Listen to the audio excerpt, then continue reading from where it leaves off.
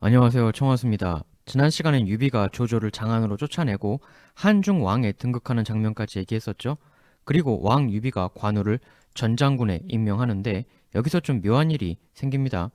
정사삼국지 비시전 유비가 비시를 보내 관우를 전장군으로 임명했는데 관우는 황충이 후장군으로 임명되었다는 이야기를 듣더니만 이렇게 말을 했다. 이 대장부인 나를 황충 같은 이와 같은 대열에 서란 말인가? 즉, 야, 내가 황충 정도밖에 안 되냐? 라고 했다는 거예요. 이러면서 전장군 받는 걸 거부했다. 기록되어 있습니다. 그러자 비시가 정색을 하고 이렇게 말합니다. 그 무슨 말씀이십니까? 왕업을 세우는 자가 임용하는 인물에게 하나의 기준을 사용할 수는 없는 법입니다. 옛날 한고조도 어렸을 때부터 친했던 조참, 소하 등이 있었지만 나중에 한신을 높게 평가했을 때 소하, 조참이 그걸 불만 품었다는 이야기를 들어본 적이 없습니다. 저는 명에 따른 일개 관리에 불과합니다만 관공 당신이 이 왕명을 받지 않게 된다면 후일 크게 후회하시게 될 것입니다. 이렇게 정색하고 말하자 그제야 관우가 왕명을 받았다. 이렇게 나와 있어요. 지금 관우가 유비의 인사명령에 반발을 한 거죠. 이 둘 사이가 예전 같지는 않다라는 건데요. 관우는 유비가 자신에게 내리는 처우에 대해 굉장히 아쉬워하고 있고 그런데 이 전달자였던 비시가 관우가 왕명 받들기를 거부했었는데 내가 설득해서 겨우 받았다 라는 이야기를 돌아가서 유비한테 보고했을까요? 안 했을까요? 당연히 했겠죠. 관우 반발 그 얘기를 들은 유비의 심정은 어땠을까요? 유비의 심정도 심정인데 지금 유비가 왕인데 왕명을 거부한다. 이 사실을 유비, 비시뿐만 아니라 다른 사람들도 다 들어서 알게 되었을 것 아니에요? 유비랑 관우가 더 이상 친구 사이가 아니지 않습니까? 왕과 신하입니다, 이제. 유비 입장에서는 이러한 반발이 난감하죠. 이젠 수많은 여러 숱한 신하들을 데리고 왕의 정치를 해야 하는 유비 입장에서 이게 좀 굉장히 안 좋은 것이거든요. 하물며 유비는 기본적으로 익주에서는 외지인입니다. 밖에서 갑자기 신규로 굴러 들어온 돌일수록 안에 원래 있던 터줏대감들과의 정치 게임, 그들에게 권위를 인정받아야 하는 부분, 이런 것들이 더 신경 쓰일 수밖에 없거든요. 그런데 관우가 나 왕명 못 받겠다. 유비한테 정치적 타격을 주는 일이 될 수가 있습니다. 이러면서 약간 오버랩 되는 게 소개드렸던 손권이 관우한테 결혼 제안 던진 거예요. 그 술책이 무언가 효과가 있었나? 관우가 반발한 게 나를 내 예상보다 너무 낮게 대접해준다 이거잖아요. 그럼 관우 예상보다 낮은 대접이 왜 나왔느냐? 선권이 마치 군주처럼 관우에게 결혼 제안을 해주는 것을 보고 청나라 중앙정부 내에서 관우 견제론이 생겨난 게 아닌가? 혹은 그러한 여론이 형성되게끔 손권이 결혼 제안하고 콤보로 뒷공작을 추가로 더 벌렸나? 손권도 결혼 제안만 툭 던지고 손 놓고 있진 않았겠죠, 상식적으로. 결혼 카드를 더 잘 살릴 수 있는 뭔가 후속 작업을 했을 수 있고, 이렇게 보는 게 하나가 있고요. 아니면 2번, 관우가 약간 의심병에 빠졌을 가능성도 생각해 볼 수 있습니다. 결혼 제안이 왔다, 손권의 장난질이다. 그럼 이제 촉중앙 조정에서 나에 대한 의심에 참원을 하는 이들이 생겨날 수 있겠구나. 강하게 거절해야지. 근데 강하게 거절한 이후에도 그런 참원이 생길 수 있다는 의심은 사라지지 않는. 근데 그 상황에서 본인 예상보다 지금 낮은 전장군 임명장이 오니까 이거 중앙조정에서 유비 형님이 그런 터무니없는 뒷담화 의심 참원에 지금 흔들리시고 나를 진 누르려고 하시는 것 아니야? 라는 의심병. 아니면 단순히 3번.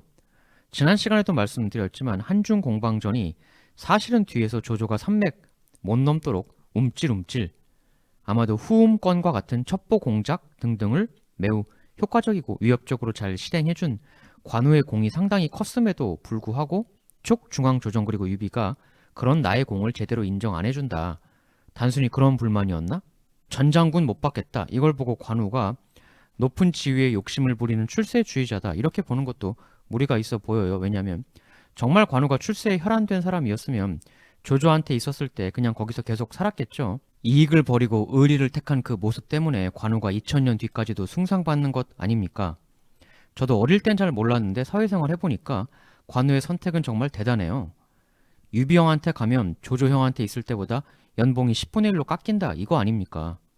이걸 누가 갈 수 있어요? 진짜 아무나 못할 일이거든요. 그러니까 개인적 사이가 벌어졌다기보다는 지금 왕이 된 유비 곁에 대부분 신하들은 형주 그리고 익주에서 자리 잡고 있던 사람들이 많고, 유비가 원래 형주 사람도 익주 사람도 아니니까, 관우도 그렇지만 이렇게 되면 원 창업 멤버 관우 같은 사람들하고 신규 영입파하고 조직이 둘로 나뉘게 되는 거죠. 유비는 더 이상 젊을 적부터 동료인 관우, 장비 등 창업 멤버들로만 정치를 해나갈 수가 없는 상황이죠. 원 창업 멤버라고 관우만 예뻐하다가는 더 이상 주변에 사람이 오지 않게 돼요. 또 조직 구조를 왼쪽에서 오른쪽으로, 즉 넘버 2가 존재하지 않는 조직으로 바꾸려고 했던 것일 수도 있습니다. 이건 어떻게 보면 군주 정치의 정석이죠. 넘버 2를 두지 마라. 넘버 2도 괴롭잖아요. 밑에서는 질투받고 위에서는 의심사고. 이 전장군 문제도 있는데, 전장군하고 같이 졌다고 나오는 게 가절월도 관우에게 주었다, 이런 기록이 나옵니다. 가절월이라는 게 뭐냐? 요건데요. 이 가짜가 거짓 가짜인데, 황제가 절월이라는 권한을 신하에게 부여하는 거예요. 그러니까 네가 진짜 황제라는 게 아니라 황제가 권한을 빌려주는 것일 뿐이다, 그런 의미죠. 그럼 절하고 월이라는 권한은 뭐냐? 이게 가절하고 가절월하고 두 개가 다르거든요. 이 절은 마디 절자, 부절이라고 해서 증표를 의미합니다. 무슨 증표냐면 처결권에 대한 증표예요. 네 명을 듣지 않는 자는 네 선에서 처형해도 좋다. 보통 두 개로 나눠서 황제하고 신하하고 하나씩 나눠 갖는 경우가 일반적이죠. 그러면 월은 뭐냐? 절, 처결권에다가 지금 플러스 월이 더 해줬다는 건데, 그러니까 이 플러스까지 관우한테 줬다는 거죠. 이건 이제 도끼월자인데 두 가지 의미가 있습니다. 일단 가절보다 가절월이 더 센 거예요. 그러니까 가절까지만 가진 사람을 가절월 가진 사람이 처결할 수가 있습니다. 그게 하나가 있고, 또 다른 의미로는 이 도끼가 처결권의 의미도 있지만 군대의 지휘권을 의미하기도 합니다. 근데 지휘권 중에서도 황제 왕이 가절월을 어떤 장수에게 내렸다 함은 보통은 공격권, 출정권을 부여했다, 이렇게 봅니다. 이건 당연한 의미죠. 그러니까 지휘권 중에 방어 같은 경우는 무슨 따로 권한을 별도로 주고 자시고 하는 게 의미가 없잖아요. 기습으로 적이 쳐들어오는데 저 방어할 테니까 허락해 주세요. 그럼 말이 안 되죠. 쳐들어오면 그냥 바로 수비 지휘하는 건데, 공격의 경우는 다르죠. 아니, 부대장이 국가 원수 승인도 없이 자기 마음대로 국경 넘어서 공격, 이건 말이 안 되지 않습니까? 하여 보통 가절월을 주었다는 것은 아예 나라 전체에 황제를 뛰어넘는 실질적 실권자여서 군 통솔권을 사실상 넘겨준다, 이런 의미가 아니라면 보통의 경우는 왕, 황제가 장수한테 무언가에 대해 공격해라, 어딘가로 출정해라 라는 의미가 됩니다. 관우에게 일반적으로 공격, 출정 지시에 해당하는 가절월을 주었다. 이걸 지금 유비가 준 거니까, 그리고 나서 바로 벌어지는 게 관우의 북벌이죠. 일반적으로 많은 분들이 관우의 북벌을 관우 개인의 지나친 자신감에서 나온 의욕으로 벌어진 게 아니냐, 즉 관우의 독단에 의해, 고집에 의해 벌어진 게 관우 북벌이다, 이렇게 많이들 보시는데, 보시다시피 관우 북벌 직전에 유비가 가절월을 줬단 말이죠. 그리고 그 직전에 또 나오는 기록이 뭐냐면, 조조가 5월에 퇴각하고 난 이후에 촉군이 상룡을 공격했다는 기록이 나옵니다. 유비가 유봉, 맹달, 이평을 시켜서 상룡을 공격하게 했다, 기록되어 있는데요. 촉군이 전체적으로 수비에서 공격으로 마인드 전환을 하고 있다는 모습이 보여지는 거죠. 이런 여러 정황을 보면 관우 북벌은 관우 혼자의 자신감, 독단이라기보다는 촉 전체 플랜의 일환이 아니었느냐. 다만 이럴 순 있죠. 관우가 북벌하겠다, 하고 싶습니다 라고 결재를 올리고 그걸 유비가 승인해준 그런 것일 수는 있습니다. 최소한 유비하고 관우가 사전 교감은 했을 것이다. 프로젝트 발의자가 관우였다고 할지라도 유비가 분명히 승인을 했다. 관우 발의, 유비 허가, 이게 급작스럽게 이뤄진 건 아니다. 꽤 계획적으로 추진되었던 거다라고 보이는 게 이런 기록이 있습니다. 관우가 북벌할 것이라는 점을 위나라 쪽에서도 이미 일정 부분 감지하고 있었다라는 기록이 있는 거예요. 자칫 통감해 보면 이런 이야기가 나옵니다. 위나라 사람 양주자사 온회가 연주자사 배잠에게 이렇게 말했다. 비록 비적 패거리가 많다곤 하지만 크게 걱정할 건 없습니다. 허나 이제 장맛비가 크게 불어날 터인데 조인의 군세는 우리 위나라의 여러 다른 세력, 거점들과 연계가 좋지 않고 깊이 남쪽으로 좀 치우쳐 있는 형세라 먼 장래에 위험할 수가 있습니다. 헌데 관우는 용맹하고 교활하기가 그지없으니 조인 장군에게 큰 변고가 있지는 않을지 걱정됩니다. 이 기록이 사서 내에서 유비가 관우한테 전장군 가절을 주고 그 다음에 보여요. 관우가 이미 꽤 오래전부터 북벌에 대한 철저한 사전 조사와 준비를 차근차근히 하고 있었다. 그러니까 온회가 낌새를 차렸던 게 아니냐. 특히 지금 온회 조인 위험해질 거요 이 발언이 장마를 언급하면서 이야기가 나오고 있다는 점이에요. 마치 관우가 향후 쓸 전술을 미리 알고 있기라도 한 것처럼. 그리고 비적대들에 대한 언급도 있었죠. 북벌 대상 지역 혹은 그 뒤 백그라운드 지역에 상당한 첩보 공작전을 통해 위나라 입장에선 반역자 비적대 무리, 그러나 관우 입장에서는 자신의 북벌을 위나라 내부에서 호응해줄 일련의 세력들을 꽤 오래전부터 관우가 사전에 규합하고 있었던 것이 아닌가. 온회가 지금 관우가 교활하다고 언급하고 있어요. 어떻게 보면 이건 그 여몽이 형주 3개군 취할 때 썼던 것과도 좀 비슷한, 이게 당하는 사람 입장에선 교활한 건데 정벌하는 측에서는 치밀한 준비인 거죠. 온회가 관우의 교활함, 즉 치밀함을 미리 언급하고 있다. 이건 우리가 흔히 관우의 북벌을 단순한 관우의 괴력, 힘 이것에 의한 급작스런 대진동이라고 생각하지만 실상은 전술 전략 측면에서 상당히 준비되어 있었던 정벌이 아니었느냐. 지난 시간에 소개드린 후음의 반란을 봐도 관우가 꽤 긴 시간 첩보전을 얼마나 철저하게 해왔었는가를 알 수 있는 대목이기도 하죠. 그럼 근데 그걸 후음 한 사람한테만 했겠느냐. 그럴 리 없죠. 관우가 밀고 올라가면 수많은 비적 즉 반위나라 세력들이 일제히 봉기하면서 대난리 진동을 일으킬 준비를 관우는 미리 충분하게 해두었던 것이 아니냐. 그리고 드디어 사서에서는 관우의 북진이 시작되었다라고 기록하고 있습니다. 자치통감 관우가 강릉을 남군 태수 미방에게 지키도록 하고 부사인에게 공안을 맡긴 후 스스로 군을 이끌고 번성의 조인을 향해 진군에 들어갔다. 근데 지금 미방과 부사인에게 본거지를 맡기고 올라갔다. 여기서 그냥 흘려보낼 수 없는 두 인물이 드디어 나오죠. 미방과 부사인. 이 부사인의 경우는 사서의 이름이 부사인이라고도 나오고 사인이라고도 나오고 둘 다 나와요. 보통은 사인이 맞지 않겠느냐라고 보는데 일단 이 시리즈에서는 부사인이라고 하겠습니다. 왜냐하면 삼국지 오래된 팬들한테는 부사인이 더 익숙하니까요.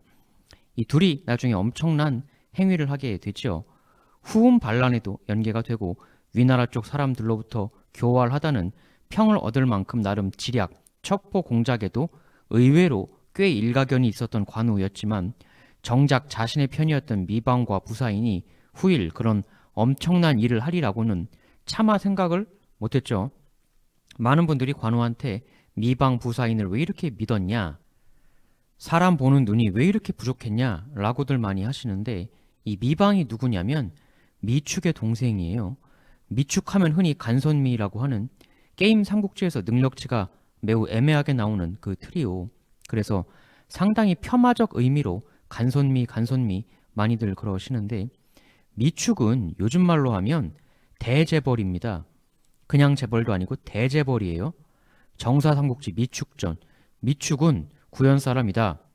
조상 대대로 재산을 늘려 하인과 노비가 1만 명이었고 재산이 엄청나게 많았다. 당시에 거느리는 직원 1만 명 기업의 총수였다는 거예요. 그러니까 우리가 간선미 하면서 폄하하기에는 너무나도 거대한 사업가였던 거죠. 판단력도 요즘으로 치면 거의 주식 투자의 제왕, 황제 같은 게 아닐까 싶은 게 유비한테 투자할 때 유비가 굉장히 상태가 처참했던 상황이었거든요.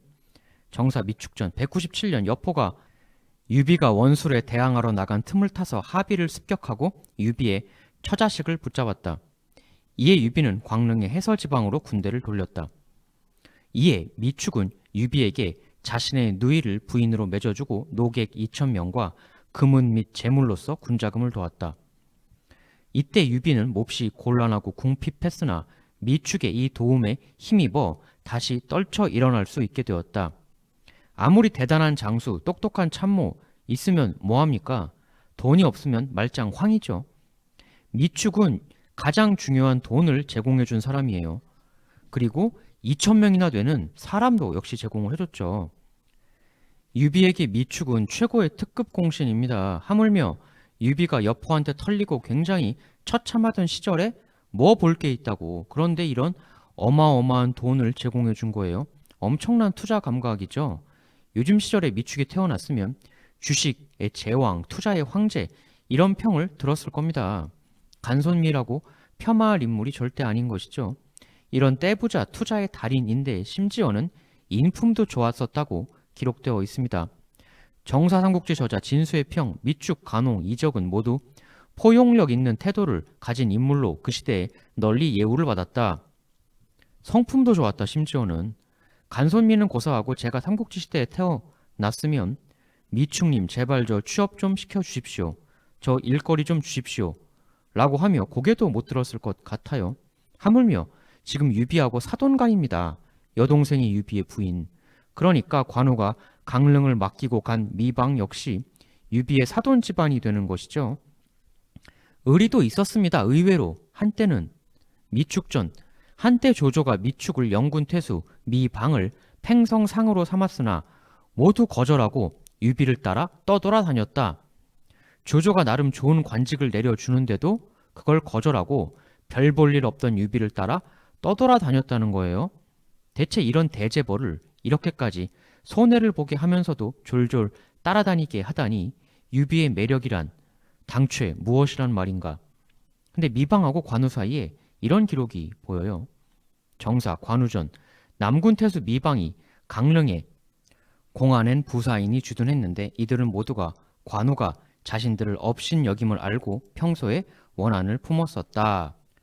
그럼 이들 사이가 구체적으로 무엇 때문에 나빠진 거냐 이런 기록도 보입니다. 오록 당초 남군성 내에 실수로 불이나 상당히 많은 군사 기물을 태웠다.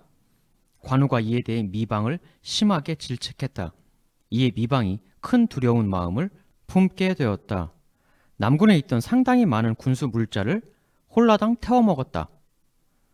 이 일을 관우가 심하게 질책했다는 걸로 봐서 이게 미방의 잘못이거나 그의 관리 책임 하의 일이거나 그랬을 것 같은데 이것이 어느 정도 규모의 화제였는지 정확히 알 수는 없지만 제 아무리 관우라고 해도 어지간해 가지고는 유비의 사돈가인 미방을 그렇게 크게 혼내기는 어려웠을 텐데 지금 굉장히 심하게 질책했다고 기록되어 있거든요. 그렇다면 1.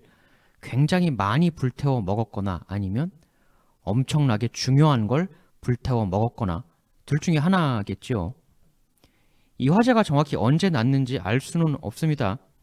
일각에서는 관우가 야심찬 북벌을 기획하고 있었고 그 북벌을 위해 준비한 군수 물자들이었는데 그걸 미방이 홀라당 태워먹은 게 아니냐. 일생일대의 대승부를 벌리려는 관우에게 관리 소홀로 홀라당 태워먹어 이것 때문에 관우 북벌에 제법 큰 차질이 빚어진 것이 아니냐라는 추측설도 있어요. 관우가 거대하게 군수물자를 마련했었다면 그게 북벌용이었을 가능성을 배제할 수 없죠. 원래 늘 있던 정도의 것이라면 관리가 그렇게 까다롭거나 힘들지 않았을 터인데 뭔가 크게 갑자기 좀 많이 확보하고 관리해야 하는 상황이었다면 관리 포인트가 늘어나고 그 상황에서 미방의 실수 혹은 무능이 발생하여 관리상 미스가 발생했다. 그게 홀라당 화재로 이어졌다. 1. 그것 때문에 관우의 북벌이 늦춰졌거나 아니면 2. 관우의 북벌이 좀 그 일 때문에 원활하지 않은 상태로 시작되게 되었다. 즉, 좀 더 군이 약한 상태로 출정하게 되었다. 뭐 예를 들면 수많은 무기들, 화살, 활 이런 걸 태워 먹었다라고 하면 군대가 사람 수는 똑같아도 훨씬 약해지겠죠. 혹은 그 태워 먹은 것 중에 일부가 군량이었을 수도 있습니다. 나중에 관우가 북벌 시 군량 문제로 상당히 고생했던 걸 생각해 보면 혹시 거기에 좀 영향을 끼쳤나? 심지어는 심하게는 이런 썰도 있는데 지금 그 원래 말씀드렸던 그 후음이 반란 일으켜서 조인이 그리로 빠졌던 218년 10월에서 다음해 1월 사이 명장 조인이 번성을 비운 상황이었기 때문에 어차피 몇 달 뒤에 번성 북벌할 것 요 10월에서 1월 사이 이때 올라갔으면 어땠겠느냐? 이때 왜 안 갔냐? 그게 혹시 좀 전에 말씀드린 그 미방의 홀라당 화재 그것 때문에 북벌용으로 준비했던 군수 물자를 다수 잃어서 그래서 그 타이밍에 못 올라간 거다라는 설도 있어요. 만일 그거라면 정말 상상을 초월할 정도로 어처구니 없는 일이죠. 그러니까 역사가 굉장히 어처구니 없는 일로도 크게 바뀌기도 하는 거거든요. 나중 북벌 때 이 조인이 굉장한 용력을 발휘합니다. 조인이 아닌 다른 장수였으면 관우의 괴력 공격에 그냥 무너질 수도 있었었다라고 보여요. 그렇게 보면 이 그 조인 없을 때 못 올라간 게 상당히 촉 입장에서는 아쉽기도 하고 또 미스터리하기도 한 건데 왜 안 올라갔는지. 혹시 그게 미방 때문이었나? 미방이 홀라당 태워먹은 그것 때문이었나? 군수 물자라는 게 그냥 금 나와라 뚝딱하면 나오는 게 아니잖아요. 현실은 게임이 아니니까 굉장히 긴 시간을 걸려서야 만들 수 있는 거고 정말 그랬다면 미방이 역사를 바꾼 거죠. 나중에 관우북벌이 개시되고 한때 만총은 여차하면 황하 이남을 다 관우에게 내줄 수도 있는 상황이다 이런 발언까지도 하거든요. 관우의 사전 공작과 치열한 준비를 엿볼 수 있는 이야기이기도 한데 그러면 만일 제 타이밍에 제대로 올바로 올라가서 북벌을 했다면 즉 원래 관우가 생각했던 제 타이밍은 후음이 반란 일으키고 조인이 그리로 빠진 그때 올라가는 게 관우가 원래 생각했던 타이밍인데 그걸 미방 때문에 못하게 된 거라면 심지어 나중에 조인 있었는데도 그 진동이 났는데 혹시 미방의 홀라당 화재 없이 제대로 계획대로 조인 없을 때 치고 올라갈 수 있었더라면 하여 정말로 촉이 황하 이남을 다 먹었었다면 역사는 어떻게 되었을까? 그 역사의 큰 흐름을 미방의 관리 부실 홀라당 화재가 바꾼 것인가? 물론 이 역시도 하나의 가능성일 뿐이긴 하지요. 그리고 이것 말고도 관우가 빈집털이 안 간 굳이 조인 돌아오고 난 뒤에야 올라간 그걸 설명하는 또 다른 썰들도 있습니다. 그건 진행하면서 또 얘기 드릴 거예요. 그러나 확실했던 건 북벌 직전에 이들 사이가 어떠한 일로 매우 안 좋아졌었다라는 것이죠. 그건 확실합니다. 이 둘의 불만, 그리고 역시 관우도 가지고 있었을 그 무언가에 대한 불만. 그러나 그 모든 어려움 속에서도 관우는 올라갑니다. 드디어 관우의 북벌은 시작됩니다. 이후의 이야기 다음 편에서 계속 이어나가겠습니다. 감사합니다.